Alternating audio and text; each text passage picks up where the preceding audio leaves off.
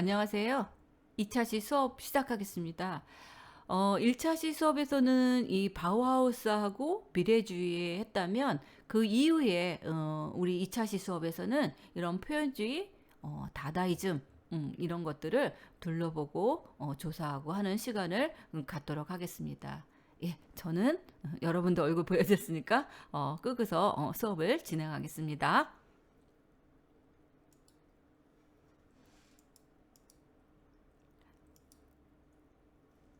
예, 표현주의하고 다다이즘이고요. 예, 그 표현주의는 이런 독일을 중심으로 해서 1905년에서 1930년 사이에 일어난 미술사조예요. 이 시기는 1차 세계대전을 걸쳐서 2차 세계대전 끝에 끝 무렵이라고 해야겠나요? 이제 그렇게 볼 수 있겠죠. 그래서 이 표현주의는 이런 20세기 초에 일어난 미술의 한 양식입니다. 이 인상주의, 상징주의 이런 야수파와 마찬가지로 표현주의는 이런 자연주의 경향에 반대하는 운동이었습니다. 그래서 이 표현주의에서는 이런 표현적 측면이 이런 미학적인 객관적인 측면에 비해서 압도적인 이런 무게를 지닙니다. 그래서 미술가들이 자신들의 체험을 관람자를 위해서 표현하라고 시도하는 것을 통해서 드러나게 됩니다. 표현주의자들은 다른 모더니스트처럼 미술의 그런 기본 목적을 자연을 그대로 재현하는 것으로 보지 않았다는 거죠. 그렇다면 인상주의처럼 이런 빛이나 일상생활에 집중하거나 이런 야수파처럼 색채를 변형시키는 데 집중하거나 아니면 입체주의처럼 이런 형태를 파괴하는 데 집중하지도 않았다는 거죠. 그럼 뭘 했을까요? 표현주의자들은요, 이런 감정, 감각, 이런 것들을 직접적으로 표현하는 것을 중심으로 뒀다는 거죠. 어, 그래서 이런 선이나 형태나 색채, 이것들도요, 감정을 표현하기 위한 수단일 뿐이었다고 생각을 하는 거죠. 그리고 이 구도나 구성의 그런 균형, 아름다움, 이런 것들도요, 그 이전의 그런 회화의 전통은 이 다 감정을 더욱 강력하게 전달하기 위해서 무시되고 왜곡되었다. 그렇게 얘기합니다. 그래서 이 표현주의는 우리가 뭐 인상주의의 이런 빛이나 뭐 이런 그 색채 야수파의 뭐 입체파 뭐 이런 그 형태나 이런 색 이런 것들이 중요한 게 아니라 오로지 이런 감정과 감각에 의해서 표현되는 걸 표현을 한 게 이 표현주의 특징이라고 볼 수 있겠습니다. 예. 이 표현주의라는 이 용어 자체는요, 이런 야수주의, 뭐 또 초기에 이런 입체주의, 인상주의, 그리고 의식적으로 이런 자연의 모방을 거부한 다른 여러 화가들, 그러니까 추상 운동을 얘기할 수 있겠죠. 이런 작업을 설명하기 위해서 독일의 비평가들이 1911년 처음으로 사용했습니다. 뭐라고 했냐면요. 일반적인 의미에서 이런 강범위하게 통용되고 있는 이런 표현주의와 20세기 예술의 한 경향으로서의 표현주의는 구별해야 한다. 어떻게 구별해야 되느냐? 넓게 보면 낭만주의나 이런 바로코 시기 화가들도 표현주의라고 칭하기도 하지만 이런 경우는 흔치 않았고요. 보통 이런 고흐나 고갱 이런 표현주의 경향이 시작됐다고 볼 수 있겠습니다. 한마디로 얘기하면 이 표현주의라는 용어는 우리가 그 서양 미술사의 역사에서 보면 이 표현주의라는 것들이 많이 나와요. 근데 그 서양 미술사에서 나오는 이런 낭만주의나 바로크 시기의 그런 표현주의가 아니라는 거죠. 여기서 나오는 이 표현주의는 이 그 고흐나 고갱이나 인상주의, 우리 현대 미술의 시점에서 생각한 그런 인상주의잖아요. 그 이후에 우리가 이런 그 빛이라든가 뭐 이렇게 기법이라든가 뭐 이런 것들이 전해 왔잖아요. 우리가 처음부터 지금까지 그런 것처럼 이런 고흐나 고갱의 이런 표현주의 경향이 이때부터 이제 시작이 됐다고 볼 수 있습니다. 그래서 시점을 우리는 이런 고흐, 고갱 이런 것들부터 이 표현주의가 시작되지 않았나 그런 것들을 경향을 보고 있습니다. 그래서 표현주의는 이 프랑스에서 시작되었고요. 다른 나라에서도 거의 동시에 전개도 되었습니다. 특히 독일의 경우에는 1933년 이런 나치의 탄압으로 해체되기 전까지 다른 어떤 나라보다 표현주의가 아주 발전이 됐습니다. 이 구스타트 클림트나 이 코코 슈카나 에곤 실러나 이런 분리파가들도 이런 표현주의 경향을 보였고요. 야수파가들은 이 마티니, 앙드레 드랭 이런 사람들도 이런 색채의 사용을 표현적이라고 보고 표현주의로 묶이기도 합니다. 그래서 이런 종교화를 표현적으로 그린 이 조르조르어 또 표현주의의 범주에 들어가고요. 이후 이 프랑스에서는 이 샤가리어, 그 다음에 샤임스틴 이 사람들도 이 표현주의 작업을 하였고요. 독일에서는 이 게오르그 그로츠, 오토딕스, 신즉물주의 이라고 불리는 작업을 선보이기도 했습니다. 이들은 이런 초기 표현주의자들이 사용하던 이런 왜곡과 과장이 심한 작품을 선보였고요. 이외에도 이런 타시즘과 이 추상표현주의가 표현주의에서 큰 영향을 받습니다. 그래서 보통 이런 에른스트, 루트비, 키르히너 이런 그 다리파와 이 칸딘스키가 참여한 이 청기사파 이런 것들이 다 표현주의에 대부분 넣는 분야로 이 범위에 같이 넣는다고도 볼 수 있습니다. 표현주의는 그래서 미술의 이런 르네상스 이래에 유럽 미술의 전통적인 규범을 떨쳐버리려고 했던 20세기 미술 운동 중에 하나입니다. 아까 얘기한 것처럼 예술의 진정한 목적은 뭐냐? 감정과 감각. 감각은 이 주체예요. 그래서 이런 것들이 오타가 생겼네요. 죄송합니다. 직접적인 표현입니다. 그리고 이런 그림이나 선이나 형태나 이런 색채 이런 것들이 다 이런 감정과 감각의 표현을 위해서만 이용되어야 한다고 주장을 했다는 거죠. 그래서 이런 구성, 구도요. 이런 것들도 균형과 아름다움에 대한 이런 전통적인 개념은 더 이런 감정을 더 강렬하게 전달하기 위해서 무시되었고요. 또 왜곡은 주제나 내용을 강조하는 중요한 수단이 되었다는 거죠. 그래서 대표적으로는 이 프랑스의 야수파와 북독일 다리파와 독일 청기사파가 있고요. 후기 인상주의 미술가에서는 이 고흐, 고갱이 선구자라다 표현주의의 선구자라고도 할 수 있습니다. 이 북독일 다리파라고 하는 거는 뭐냐면요. 디브리키예요. 그래서 20세기의 이런 독일의 표현주의의 대표적인 학파를 다리파라고 얘기합니다. 이 시민사회의 이런 도덕률에 반영하고 보헤미안적인 이런 자유로움과 본능적인 이런 진실의 표현을 추구하려 했던 거죠. 이 다리파의 이름의 유래는요. 명칭이 이 다리라는 거는 이 니체의 책이요. 짜라투스트에라는 이렇게 말했다고 합니다. 여기서 나온 말이라고 합니다. 이 책에서는 인간을 잘못하면 동물의 상태로 추락할 수도 있고 잘하면 초인의 경지에 오를 수도 있는 이런 잠재성을 동시에 가진 존재로 표현했다는 거죠. 그래서 인간은 다리라는 표현을 사용했고 이 표현의 영향을 받아서 새로운 예술을 통해서 독일 사회를 고양시키는 이런 역할을 한다는 뜻에서 이름을 다리로 하였다고 합니다. 그래서 이 다리파라고 하는 거는 이런 미술을 하고자 하는 이 드레스덴 독일입니다. 독일의 이 드레스덴 공대 건축학과와 학생들이 모여서 만든 이런 생활 공동체에서 시작이 되었대요.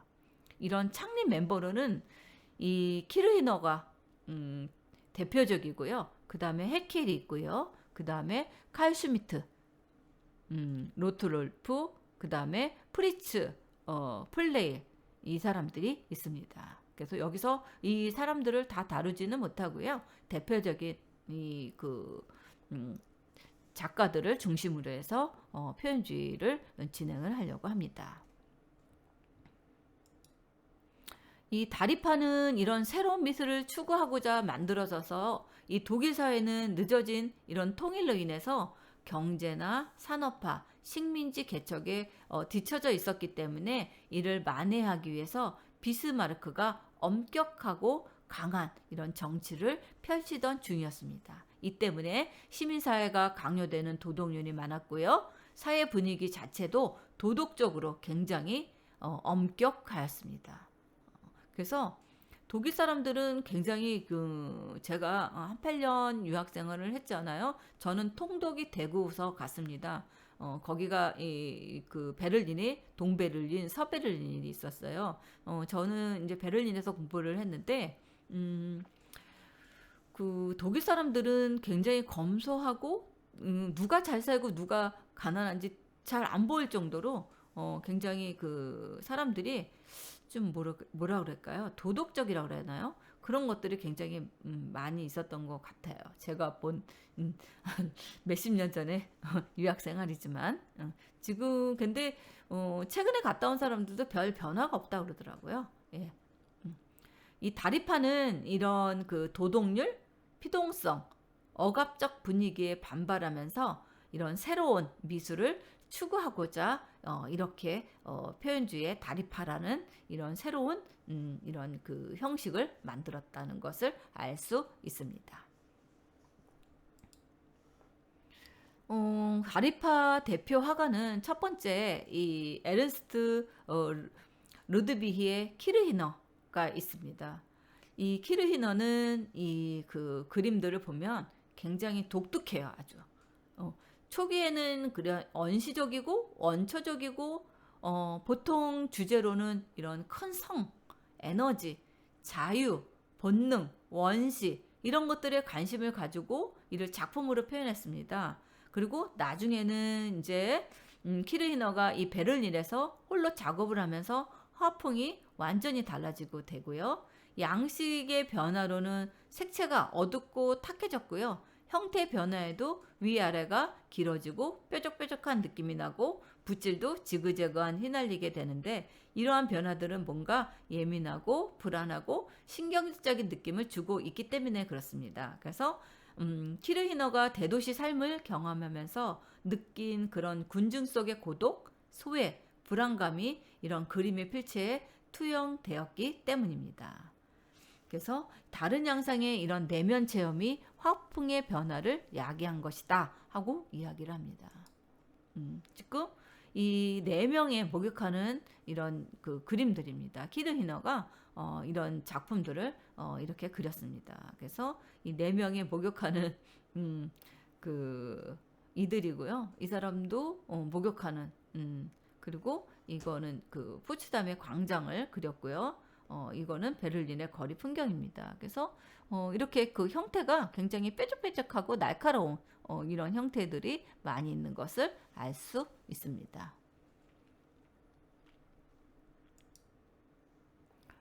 두 번째는 이 에밀 롤레입니다. 에밀 롤레. 에밀 롤레는 이 식민지 개척을 위한 하나의 방편인 이 문화 탐험단으로 이 비서구 지역에 파견되어서 이미지를 기록하였습니다. 즉 이런 식민지 개척을 위해서 지역 문화 연구에 기여한 거죠. 이 사람은 이런 원시를 공부하고 다른 대표 화가로는 이 고갱이 있죠. 그래서 이 에밀 롤데와 고갱의 원시 그림에는 좀 차이는 있지만 이런 그 원시적인 것들을 많이 연구를 했습니다. 고갱은 그런 원시인들을 굉장히 기품 있고 평화로운 모습을 그리는 작업을 했지만 이 롤데는 원시인들을 굉장히 야수적인 이미지로 표현했다는 거죠. 그래서 이런 그 고갱과 롤데는 각각 원시에 대한 두 가지 시각을 대변하고 있는 것을 알 수 있습니다.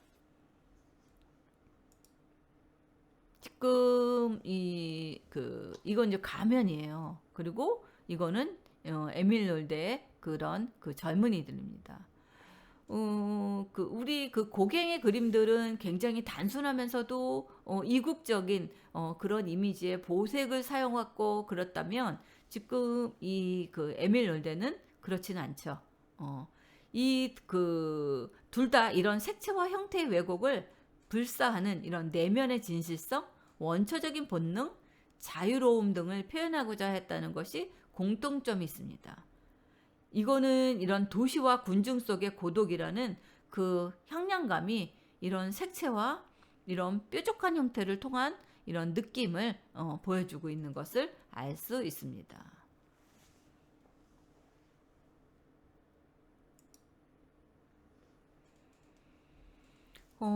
다음은 이 다다이즘이에요. 다다이즘은 최초의 반예술이죠. 그래서 이 다다이즘이라는 뜻은 뭐냐면 기존의 이런 가치 체계를 부정하고 일체의 질서 파괴, 일체의 우리가 규칙적인 그런 그림이나 화풍이나 이런 것들 있었다면 이런 질서 파괴를 완전히 버리는 거죠. 그래서 일체의 이런 질서 파괴를 노리는 예술 운동이다 하고 얘기합니다. 이 다다이즘은요, 1차 세계대전 이 1915년에서 24년에 걸쳐서 유럽과 미국에서 일어난 이런 실존주의, 반문명, 반전통적인 예술 운동입니다. 그래서 1916년 이 스위스 쭈리히에서 시작해서 독일을 거쳐 이런 중부 유럽으로 퍼져나갔고요. 1920년에서 23년 이 프랑스 파리에서 전성기를 맞이합니다. 이 다다이즘을 신봉하는 이들을 다다이스트라고도 이야기합니다. 다다이즘은 줄여서 다다, 20세기 초반 이런 허무주의적 예술운동이라고도 얘기합니다. 조형 예술뿐만 아니라 넓게는 이런 철학적인, 정치적인 예술에 대한 이런 반항 운동입니다. 다다란 원래 이 프랑스어로 어린이들이 타고 노는 이런 목마를 가리키는 말이고요. 이것은 이 다다이즘의 본질에 뿌리를 둔 이 무의미함의 의미를 암시하기도 합니다. 이 다다이즘이 다다라고 명칭으로 불리게 된 이유는요. 이 다다라는 이름은 독일의 그 후고발이 운영하는 이 스위스 쭈리히의 이 카바레 볼테르라는 카페에서 처음 사용했대요. 어떻게 사용을 했냐면요. 카바레 그 볼테르에는 젊은 예술가들이 모임 장소였나 봐요. 그런데 1916년 2월 프랑스어, 이 독일어 사전이 끼워져 있던 종이 자르는 칼이 우연히 다다라는 단어를 가리키고 있었답니다. 그래서 모임에 참석한 사람들이 이 단어가 전통주의 미학의 반기를 든 자신들의 예술 활동을 가장 적절하게 표현하고 있다. 그렇게 생각해서 이름을 다다라는 이름을 채택해서 이런 다다라는 명칭을 세웠다고 합니다. 그러니까 우연히 이그 뭐야 술집에 있는 카페라고 해야 되나요? 거기서 이 종이 자르는 칼에 붙여 있는 이 다다라는 이 단어를 보고서 우연히 한 거죠. 그래서 이 다다라는 명칭을 그렇게 해서 그때부터 이 다다라는 다다이즘이라는 것을 이때부터 사용을 했다고 합니다. 이 다다이즘 줄여서 이 다다는요 20세기 초반에 주로 이 쭈리히와 뉴욕, 베를린, 켈른, 파리, 독일의 그 하노버 등지에서 활발했던 이런 허무주의적 예술 운동이고요. 다다이즘 예술가들의 시작은 이 스위스 쭈리히에서 시작을 했대요. 그래서 제1차 세계대전 중 이 중립국 상태를 유지하는 이 스위스는 주변국가 이 프랑스, 독일 등과는 달리 반청, 반, 반정부주의적 예술가들을 향한 박해가 적었던 곳이었기 때문에 자연히 이런 다다이즘의 중심지는 스위스가 되었죠. 이 후고 바레라는 사람과 이 에미 헤닝스라는 사람,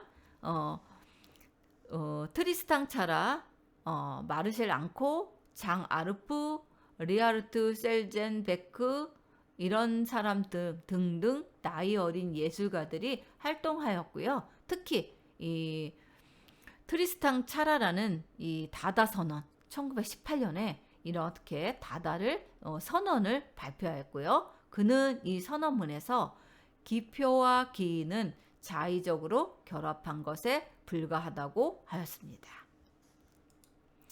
근데 여기서 이제 기표와 기이란, 기표는요 이 프랑스어로 시니피앙이고 기인은 프랑스어로 시니피에래요. 이 페르디낭 드 소르슈에 의해서 정의된 이 언어학 용어라고 합니다. 시니피앙은 이 프랑스어로 의미하는 것을 나타내기도 하고요. 시니피에는 의미되고 있는 것, 진행 중이죠. 어떻게 보면 이게 다 하는 거, 있는 것. 그래서 기표와 기 하나로 묶어서 기호, 사인, 사인이라고도 하고요. 기표와 기호의 관계는 즉 의미작용, 기호와 의미작용이라고도 볼 수 있습니다. 그래서 기표와 기호는 기호의 의미작용이라고 볼 수 있겠죠.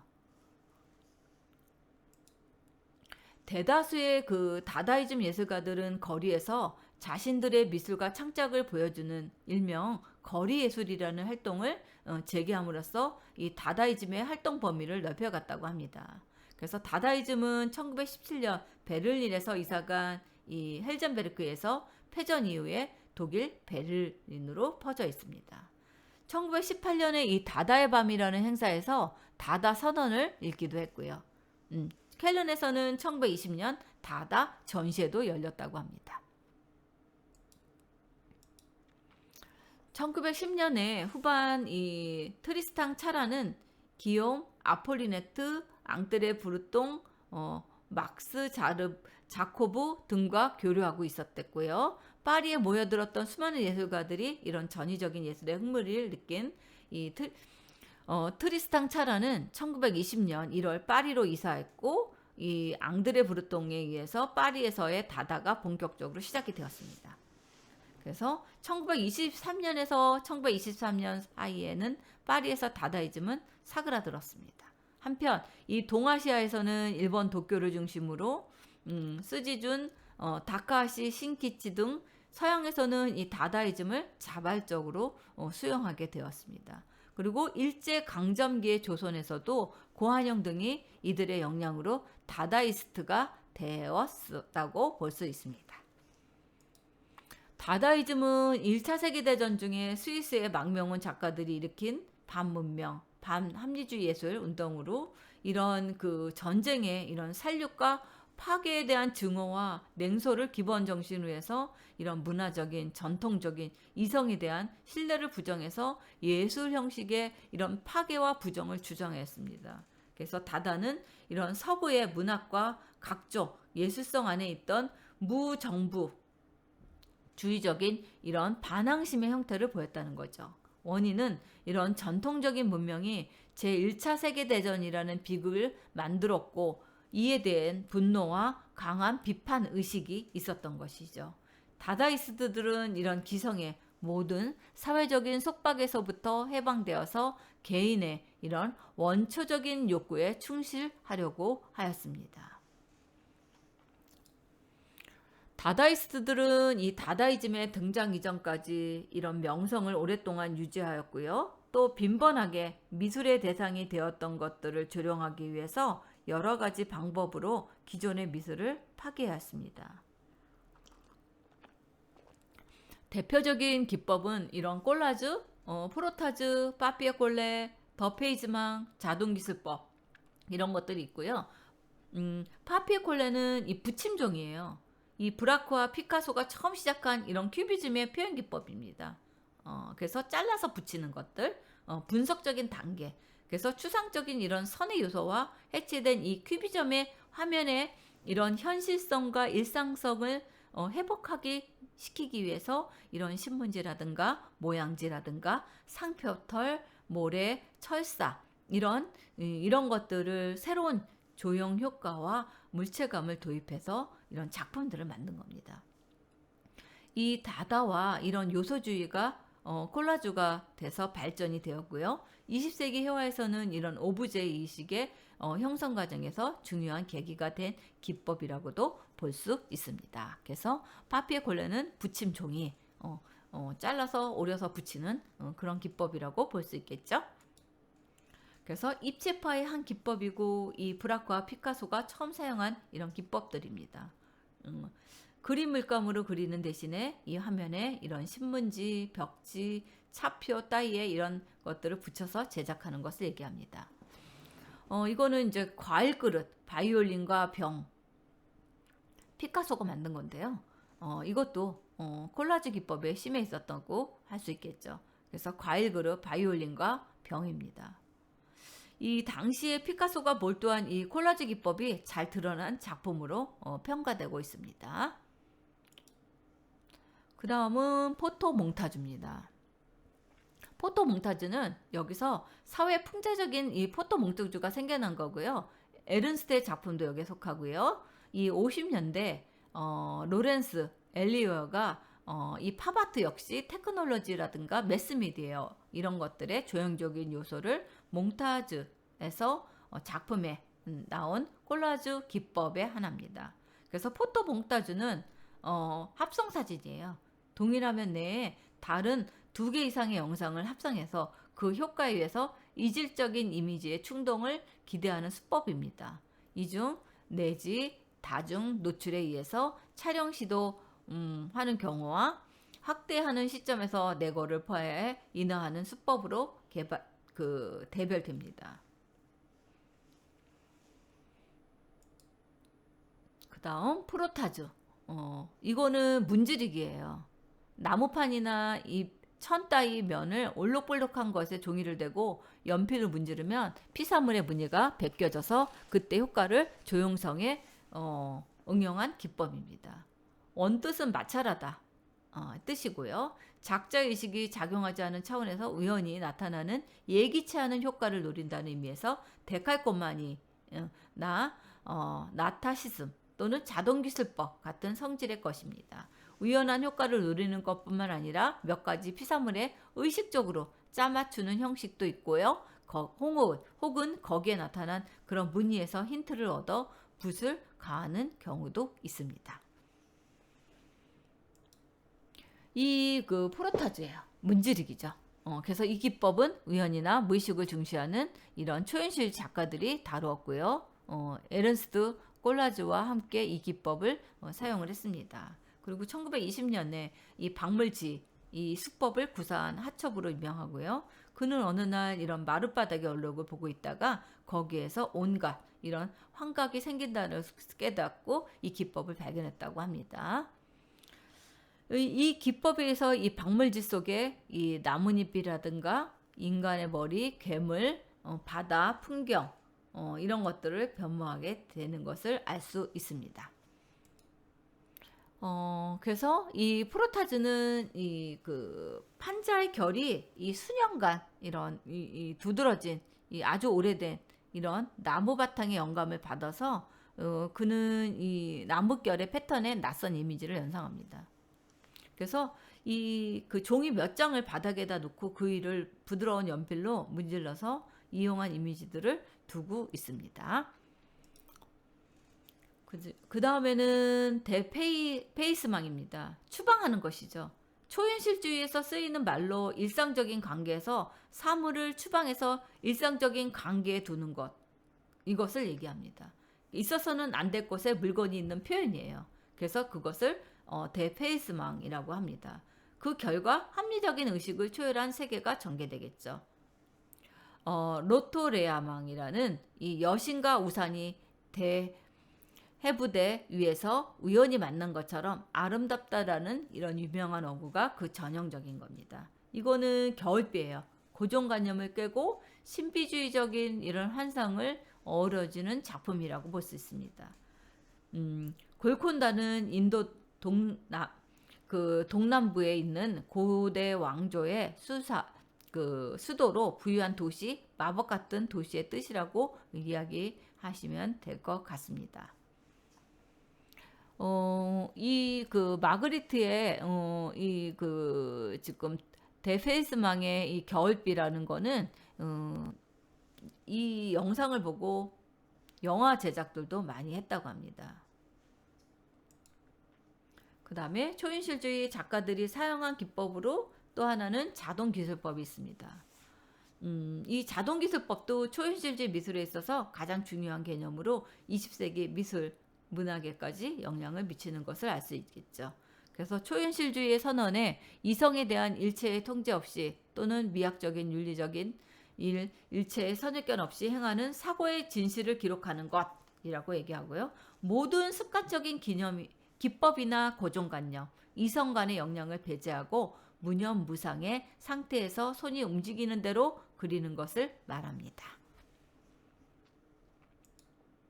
자동기술법이에요. 이거는 잠든 것도 아니고 깨어있는 것도 아닌 중간 상태. 여기서 자연히 필출되는 선이나 형태, 이런 무의식 세계를 투영하는 것입니다. 그래서 초현실주의 초기에는 특히 이 수면의 시대라고 불릴 만큼 이런 자동기술법, 꿈의 기술, 영매기술적 실험으로 많이 행해졌고요. 그들의 꿈과 우연, 원시적인 이야기 이런 것들의 힌트를 얻어서 불가사의하기에 짝이 없는 이미지, 자유로운 전개, 새로운 미의 세계를 예술계에 풍미했다는 거죠. 에른스트에서 시작된 이 프로타즈, 데칼코마니 등의 자동기술법의 일종이며 어부제의 그와 같은 것이라고 할 수 있습니다. 예, 그렇게 해서 지금 2차 시 수업은 끝났고요. 3차 시 수업은 잠깐 쉬었다가 이어서 3차 시 수업을 진행하겠습니다. 여러분 수고하셨습니다. 감사합니다.